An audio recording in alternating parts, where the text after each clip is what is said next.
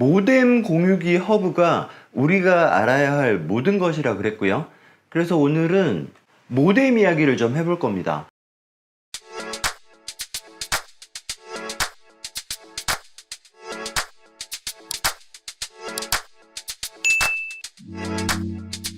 안녕하세요, 베테우스입니다. 모뎀 이야기를 하는데 갑자기 IP라는 게 나왔죠. IP라는 말은 너무 많이 들어보셨을 겁니다. 뭐 인터넷 프로토콜 이런 거 몰라도 되고요. IP는 한마디로 말하면 주소예요, 주소. 구분을 하려면 주소가 필요한 거고, 누구한테 준다? 네트워크 장비, 호스트라는 말을 쓰기도 하는데, 간단하게 말하면 컴퓨터죠. 컴퓨터나 스마트폰 같이 네트워크에 물린 아이들을 서로 구분을 해야 되니까 주소가 필요하다. 그게 바로 IP예요. 이런 작은 네트워크망을 한번 생각해 봅시다. A와 B가 통신을 하고 싶어. 이런 식으로 써야 될 거 아닙니까? 주소가 있어야 누구한테 가는지 알지. 그리고 답장을 받으려면 자기 주소도 써야 되는 거고. 그래서 이러한 편지를 누구한테 주냐면 얘한테 줍니다. 그럼 얘가 주소를 봅니다. B한테 던져준다. B는 내용을 읽어보고 답장을 보낼 때 똑같은 형식을 쓸 겁니다. 이때 이 A와 B는 컴퓨터의 이름이라고 생각할 수도 있지만 주소라고 생각을 해도 되겠죠. 이게 바로 IP다. 자, 이렇게 우리가 현재 쓰고 있는 이 IP를 IP 버전 4, 보통 그냥 IP라고 하는데 이렇게 되어 있고요. 하나의 주소 체계죠. 이런 식의 숫자를 보신 적이 있을 겁니다. 여러분들이 검색창에 내 IP라고 쳐보면 이런 형태의 숫자가 나옵니다. 이렇게 점으로 구분되어 있고 내 영역이죠. 32비트 체계라고 되어 있습니다. 이게 내 영역이잖아요. 그러니까 하나가 8비트예요. 8비트가 4개니까 32비트인 거고, 비트가 뭐죠? 0 아니면 1인 그런 단위인데, 요게 8이라는 건 그게 8개. 그러니까 그걸 몽땅 0으로 채우면 이렇게 되는 거고, 이걸 10진수로 바꾸면 숫자 0이죠. 몽땅 1로 채우면 255다. 요 한 영역의 범위는 0에서 255 사이, 즉 256개인데 IP 이야기가 나오는데 385 이런 게 나왔다. 거짓말이라는 거죠. 무조건 요 사이다. 요 한 부분이 이 사이니까 네 부분인 거잖아요. 그래서 몽땅 0인 거부터 몽땅 255인 이 사이가 IP의 범위입니다. 숫자로 따지면 이만큼 되는 거예요. 2의 32승. 대략 43억 개 되는 거고요. 되게 많아 보이죠? 그러니까 이 주소 체계를 처음 생각할 때는 이 정도 숫자면 지구상에 있는 모든 컴퓨터와 앞으로 생길 컴퓨터들에 대해서 서로 다른 주소를 부여할 수 있을 거야. 충분할 거야. 이렇게 생각을 한 거죠. 그런데 지금 어떻습니까? 이거 모자랍니다. 인구가 얼만데 80억이잖아요. 스마트폰 다 IP가 있잖아. 택도 없이 모자라요. 그래서 이런 걸 생각을 해냈고 지금 벌써 쓰고 있습니다. 아예 시원하게 자릿수를 늘렸어요. 얘가 2의 32제곱인데 얘는 2의 128제곱이야. 그러니까 43억 곱하기 43억 곱하기 43억 곱하기 43억. 어마어마한 천문학적 숫자고, 처음부터 이걸 썼으면 뭐 모자라고 이런 일이 없었을 겁니다. 그런데 지금 이미 오랜 세월 동안 이 체계를 쓰고 있단 말이에요. 자, 이거를 하루아침에 이렇게 바꾼다? 불가능합니다. 몽땅 다 이렇게 되어 있기 때문에 이걸 지원을 해야 되니까. 자, 그래서 이렇게 많이 모자라는데 해결하는 방법이 또 나옵니다. 사람들은 되게 똑똑해요. 아무튼 이게 IP고 모든 컴퓨터들이 서로 달라야 돼. 달라야지만 주소로서의 의미가 있는 거니까. 그래서 여러분들이 임의로 여러분들의 컴퓨터에 이런 IP를 부여했다고 칩시다. 자, 그런데 이게 전 세계에서 오직 하나라는 보장이 없단 말이죠. 저기 어디 뭐 볼리비아에 어떤 청소년이 컴퓨터 IP를 이렇게 할 수도 있는 거잖아. 똑같을 수도 있는 거예요. 똑같으면 안 되는데.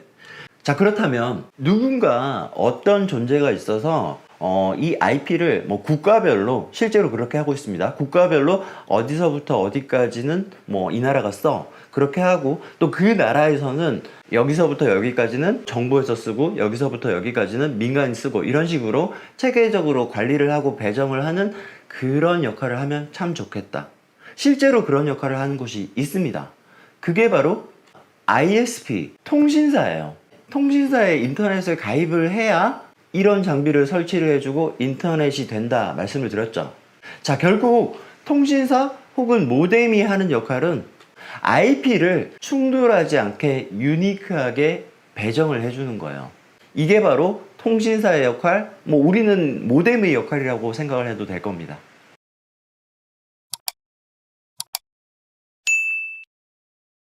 모뎀의 뒷면을 보면 포트가 보통 4개가 있잖아요. 그래서 그 포트별로 컴퓨터를 4대를 물렸어. 그러면 포트별로 공인 IP라는 걸 줘요. 새로운 개념이 나왔습니다. 공인 IP. 공인 IP라는 게 있다라면 그 반대되는 개념이 사설 IP도 있는 거죠. 공인 IP와 사설 IP가 뭐냐? 요렇게 한번 생각을 해볼까요? 유치원이 있습니다. 이 유치원의 이름은 보람유치원이고요. 보람유치원의 행정상 주소는 54-1번지, 교무실과 햇님반, 별님반, 달님반 이렇게 반들이 있어요.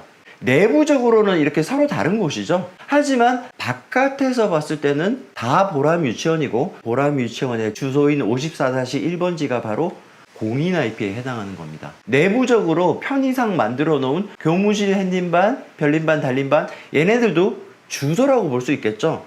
이게 바로 사설 IP인 거죠.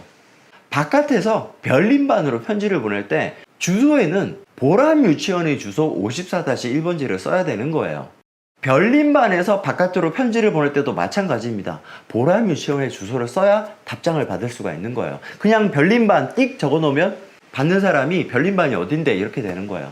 그래서 이렇게 공인된 주소, 공식적인 주소, 이게 바로 공인 IP고, 내부적으로 필요에 의해서 만들어서 쓰는 어떤 사적인 주소가 사설 IP인 거예요. 자, 요걸 네트워크로 바꿔봅시다. 이런 거죠. 어떤 작은 네트워크망이 있어. 내부적으로 있는 컴퓨터들에 내가 개별적으로 주소를 부여를 하는 거야. 하지만 이 네트워크망을 외부에서 바라봤을 때는 몽땅 하나의 주소인 거죠. 이 하나의 주소가 뭐다? 공인 IP. 내부적으로 필요에 의해서 만들어 놓은 이 주소가 뭐다? 사설 IP다. 자, 아까 유치원에서 햇님반, 꽃님반, 별님반, 달님반을 만들고 관리하는 어떤 장소가 있었죠. 보통 교무실이라고 생각하면 되겠죠. 그러면 이 네트워크망에서도 교무실과 같은 역할을 하는 어떤 장비가 필요하고요. 이렇게 생겼네요. 이 장비의 이름을 우리는 공유기라고 합니다. 영어로는 라우터라고 하는데 사실 공유기와 라우터는 조금 다르긴 합니다만 보통 그냥 라우터라고 해요. 자세한 설명은 공유기 이야기를 할 때도 다루겠지만 대충 느낌만 알아두자는 거죠. 요 앞에는 뭐가 있을까요? 모뎀이 있는 겁니다.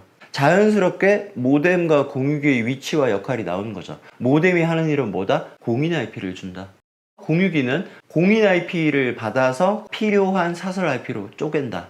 요 정도로 아시면 될 것 같고, 요게 공인 IP와 사설 IP의 개념인데, 사설 IP도 IPv4 체계거든요. 결국 모양이 똑같다 이거죠, 공인 IP랑. 그러면 IP의 전체 범위 그 사이 안에 사설 IP가 있는 건데, 우리가 약속을 해놓습니다. 우리가 했다기보다 약속이 되어 있는 거죠. 자, 이게 사설 IP 대역입니다. 이 범위 안에 있는 IP들은 사설 IP 전용으로 쓰자 이렇게 해놓은 거예요. 자, 눈치 빠르신 분들은 벌써 아시겠지만 지금 컴퓨터가 세대지만 공인 IP 하나죠. IP 모자란다고 했잖아요. 요렇게 하면 절약이 되는 겁니다. 자, 이거를 IP타임 공유기라고 한번 생각을 해볼게요. 우리나라의 IP타임 공유기가 얼마나 팔렸을까? 100만 대쯤 팔렸다고 생각을 해볼까요? 100만 대의 IP타임 공유기는 특별하게 내가 바꾸지 않으면 모두 IP가 기본적으로 얘입니다. 192.168.0.1이에요. 지금 이 영상을 보고 계시는 여러분들 중에 상당수가 맞아, 내 공유기 IP도 192.168.0.1인데 하시는 분들이 있을 겁니다. 유니크하지 않죠? 모두 다 이건데 똑같은데 충돌이 안 나요. 충돌이 안 나는 이유는 바깥에서 볼 때는 이걸 몰라, 안 보여. 이것만 보기 때문에. 얘는 유니크합니다. 옆집과 내가 서로 달라요. 아시겠죠? 모뎀 포트는 한 포트만 사용하고 그걸 공유기에 연결을 하는 거예요. 이렇게. 그러면 하나의 공인 IP만 쓰겠다. 그리고 모든 장비들은 몽땅 공유기 밑에 다 물려라. 이게 오늘의 결론이기도 하고요. 모뎀 공유기 허브 시리즈 전체의 결론이기도 합니다. 간단하게 말하면 다 이거예요. 자, 그런데 정말 많은 분들이 이렇게 쓰고 계십니다. 그리고 물어봐요. 안 되냐고. 이 빨갛게 표현한 게 이 모뎀의 포트거든요. 포트 3개를 썼고 공유기 하나에 이렇게 물리고 이렇게 쓰면 안 되나요? 이런 분들 많으십니다. 개별 컴퓨터들 얘나 인터넷을 하는 데는 문제가 없어요. 얘네들끼리 통신을 할 때가 문제입니다. 자, 공인 IP끼리 통신을 할 때는 무조건 인터넷망을 타야 돼요. 그게 무슨 말이냐? 이 컴퓨터에서 이 컴퓨터로 데이터를 보낸다고 생각합시다. 50기가쯤 보낸다고 생각을 하면 분명히 같은 모뎀 밑에 물려있고 우리 집이란 말이야. 그런데도 불구하고 인터넷망을 탑니다. 50기가 데이터 썼어요. 그리고 다시 인터넷망에서 돌아옵니다. 또 50기가를 씁니다. 내부망인 것 같지만 실은 옆집인 거예요. 아시겠죠? 반면에 얘네들끼리는 어떨까요? 이렇게 타지 않습니다. 요거 사설 IP 대역대죠. 그 관리를 얘가 합니다. 그러니까 얘가 얘한테 데이터를 보낼 때는 50기가를 그냥 이렇게 보내는 거예요. 나가지 않아요. 데이터를 쓰지도 않습니다. 속도도 빠릅니다. 지금 이렇게 연결해 놓고 내부망 컴퓨터끼리 통신하는 거는 옆방에 물건 주는데 방문 열고 주면 되잖아요. 택배 보내는 격입니다. 그래서 이렇게 했으면 안 된다 혹은 좋지 않다. 일반적으로는 이런 식으로 쓰시는 게 좋다는 거죠. 모뎀은 공인 IP를 준다. 요게 원칙입니다. KT의 경우는 이 원칙을 따르고요. 그 말은 SK나 LG는 조금 다르다는 이야기겠죠. 그 이야기는 또 나올 건데 일단 SK나 LG 사용자 여러분들도 똑같이 따라오십시오. 모뎀은 무조건 공인 IP를 준다. 그리고 여러분들은 공유기를 사용을 하시는 게 좋고 모든 장비는 하나의 공유기 밑에 물리는 것이 좋다. 여기까지만 정리를 하시면 될 것 같습니다. 자, 오늘은 여기까지입니다. 자, 오늘 영상 도움되셨다면 좋아요와 구독 부탁드리고요. 감사합니다. 지금까지 베테우스였습니다.